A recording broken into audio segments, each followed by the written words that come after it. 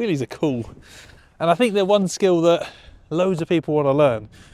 They're fun, they're a laugh, they're definitely illegal on the road, but learning to wheelie is one of the most fun things you can do on a motorbike. I get asked to do wheelie tutorials lots, so that's what we're going to do. I've got my little Kawasaki KLX 140, and this video is about how to wheelie.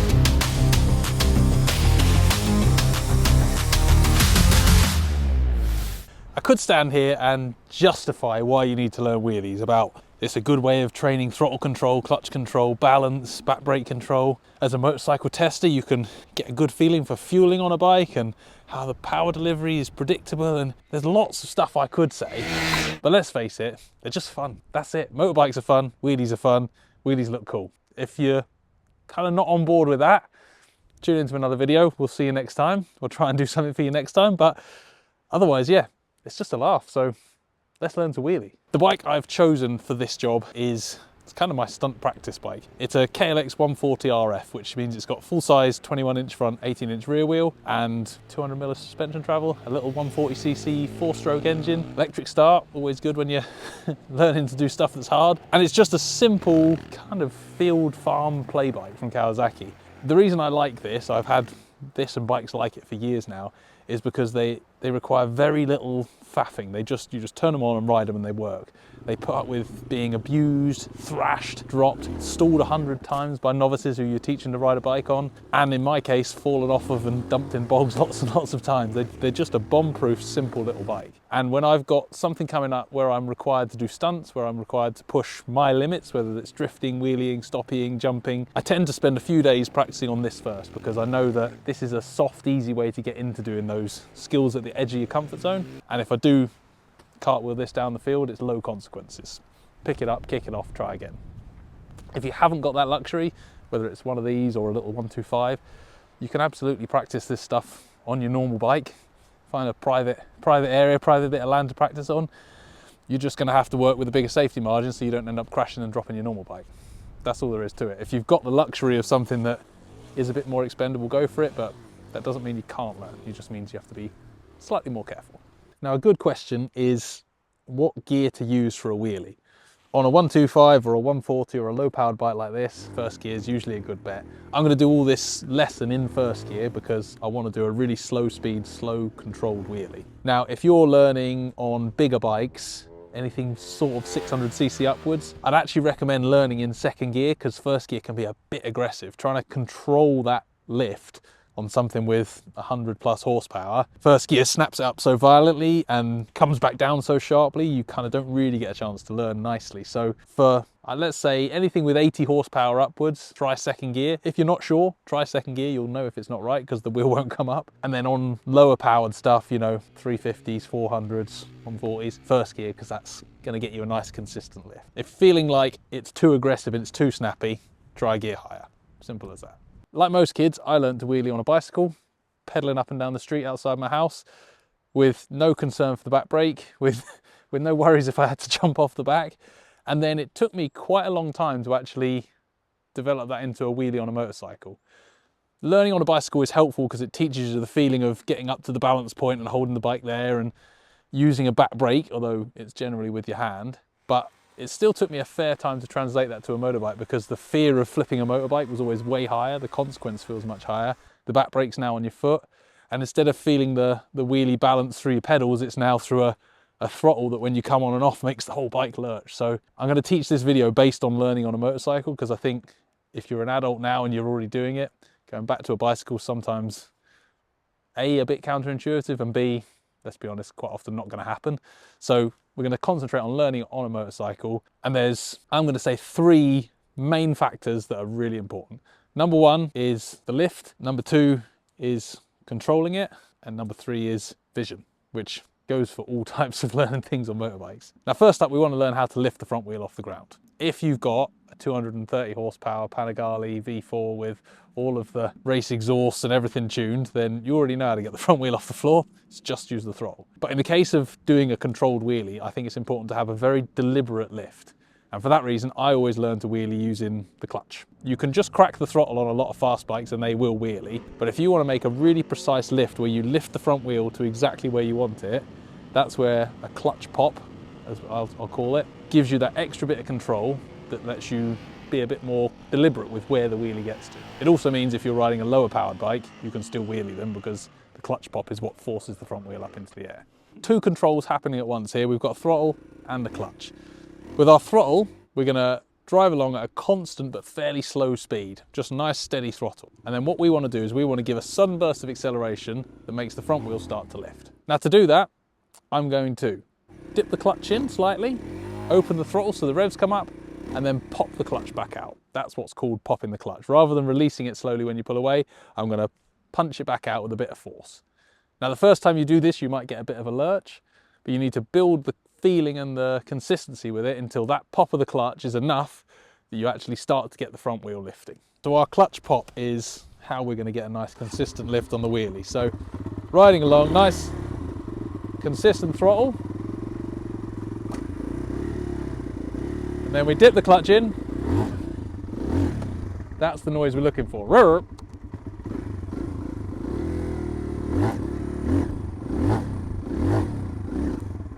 You can actually practice this stationary, just with your foot on the back brake.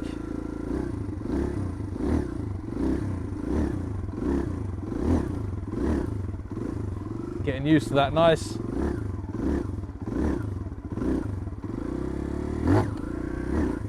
We want that nice punch from the clutch. That's what's going to kick the bike up into a wheelie. The more aggressively you do it, the higher the front wheel will come. We're not looking to get the bike right up to the balance point at this moment. We're starting small, so just enough of a lift to get the front wheel to come off the floor. Once you've mastered that and can do it consistently, I like to practice with like a line on the floor, pop the front wheel at the line or at a tire or a marker, just get it up and put it back down, up and put it back down. When you can consistently get the wheel to lift at the same point, to the same height, fairly low at this point, then I'd say at that point you're ready to move on to carrying the wheel further or lifting the wheel higher. If your wheelie is all over the place, if the clutch pop is a different height every time and sometimes it doesn't do it and sometimes, keep practicing that skill, because when we move on to lifting the wheel higher and for further, that's where we need that consistency and control to build from. If you're erratic, that's not a stable foundation to start pushing the height of the wheelie. So persevere, take your time at this point, keep getting that little pop and try and get it consistent. Once you've got that dialed, and by dialed I mean 5 times in a row you can lift the front wheel at the same point to the same height, then it's time to look at lifting it higher and carrying it further. Now, the end goal of this is to be able to go from both wheels on the ground in one pop to getting the bike at the balance point, which is the point between falling forward and falling backwards. And then at that point, you need very little throttle to carry the wheelie as far as you like. Right, so when I talk about the balance point, it's the point at which the bike wants to fall neither forwards or backwards. When you go over the balance point, it wants to fall backwards. And when you go below the balance point, the bike wants to fall forwards. Now, it won't be quite as high as it is here, because when my weight's on the bike, my hands are hanging on the bars, so it tends to be a little further there. Any further back, if I put my weight in the seat, and we're over that way. Any further forward, and down we come. So that's the point we're trying to be at, that exact point between falling back and falling forwards. To go higher, add throttle. To go lower, add brake. Really easy to say, really difficult to do consistently. If you check out our adventure bike riding tutorial video, I'll put a link to it somewhere here.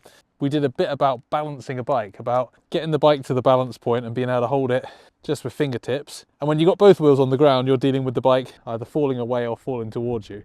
In a wheelie, it's a more 3D version of that. You've got side to side balance, which the faster you go, the less you have to do. But forward and back balance is the one we're balancing with throttle and brake control. So that feeling of being weightless right at the right point, you can see the fuel sloshing around in the tank there, it still applies. You can still hold the bike by the fuel hose, the brake hose, fuel hose. You can get to the point where you're not putting any weight into the bike at all and holding it on fingertips. That's the feeling we're looking for when we're wheeling. I don't think I've ever had that yet. But when you get to that balance point and can hold it there, it's a really nice feeling.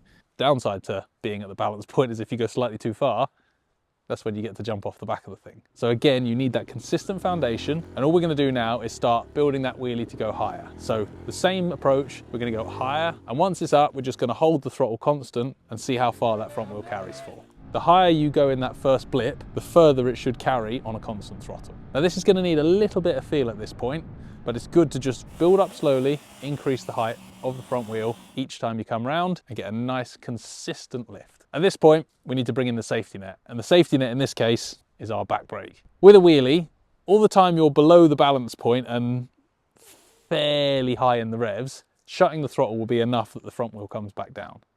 But as we start to go higher and approach the point of balance between falling forward and falling backwards, if we go over the balance point, the only thing that's going to bring that front wheel back down is a good footful of back brake.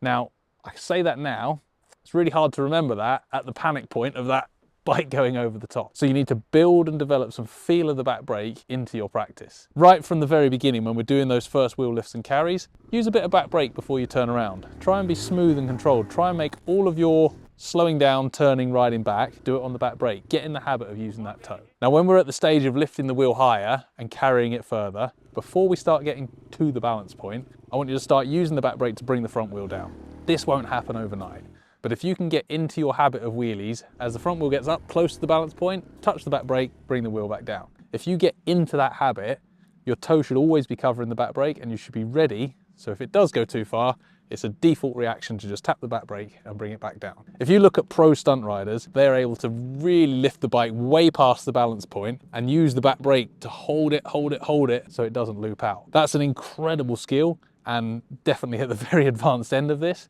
But for a basic starting point, if you're going to start wheeling, you need to be using that back brake and have it covered so you've got some chance of saving it if you go too high.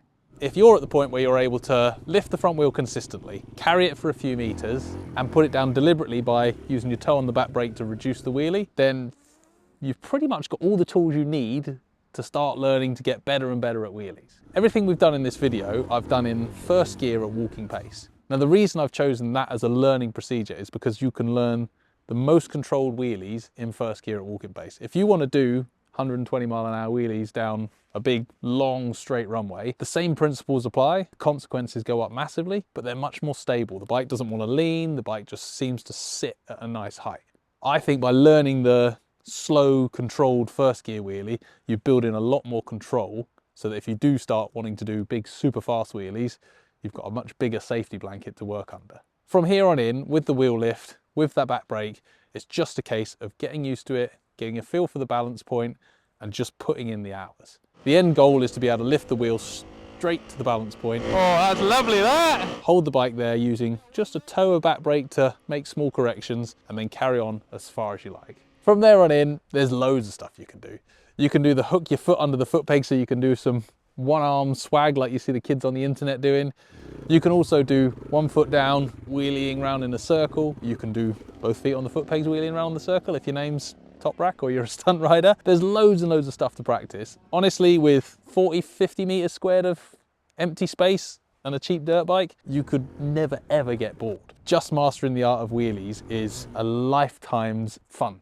And that's the whole point. If you've got the access to find somewhere to practice, to have a play at it, get out there and learn a new skill on your bike and learn to wheelie. Even if you never put it into practice in front of people, it's just a great way of spending time on your bike and putting a smile on your face. I'm going to put my grumpy old man voice on for a little bit. There's some things you should be aware of. You can get hurt doing wheelies. It's absolutely possible. You can get nicked for doing wheelies if you do them on the road in public. That's definitely a thing too. And you will actually increase the wear and tear on your bike. Repeated popping and abuse of the clutch is going to wear your clutch out faster, and your chain and sprockets. Slamming the front wheel down from lots of botched wheelies landings will wear your wheel bearings and your fork seals out faster. In fact, having any sort of fun will make your bike wear out faster and increase your risk of getting injured. But we all know that. We ride motorbikes. We chose to do that. So, yep, that's the thing. Just be aware of it. But hey, it's no reason not to go and play. We get asked a lot about showing wheelies on Bike World, and there's no question doing a wheelie on a public road is definitely illegal and to a degree irresponsible. You have to think about context. When we're doing launches overseas or big filming shoots, we'll tend to use a closed section of road where we have a stopper at either end, and we'll do wheelies on that. That didn't happen in the olden days, we just did them everywhere, but these days manufacturers are so safety conscious and so liability conscious that they don't like us doing wheelies and showing wheelies on launches, so they do a closed road section. We do it specifically there for the camera. There you go, wheelies. Get out there, practice and get good at them, because they are a lot of fun and you can never ever practice them too much. Check out some stunt rider videos as well. There's a girl called Sarah Zito, who is a phenomenal stunt rider. Some of her wheelie stuff is awesome. Just go on Instagram, look at stunt riders. The stuff they do on bikes, starting from a basic wheelie, is absolutely mind-blowing. There's also some really good wheelie schools out there, so make sure you check out some of those, because actually they'll teach you on a full-on sports bike as well, which is sometimes easier to relate, especially when you can learn on somebody else's bike. If you enjoyed the video, make sure you do the likey, subscribey things, and drop us some comments below. We'd love to hear your suggestions. If you want to see more tutorials, we'll happily oblige. Bikes are awesome. Woo!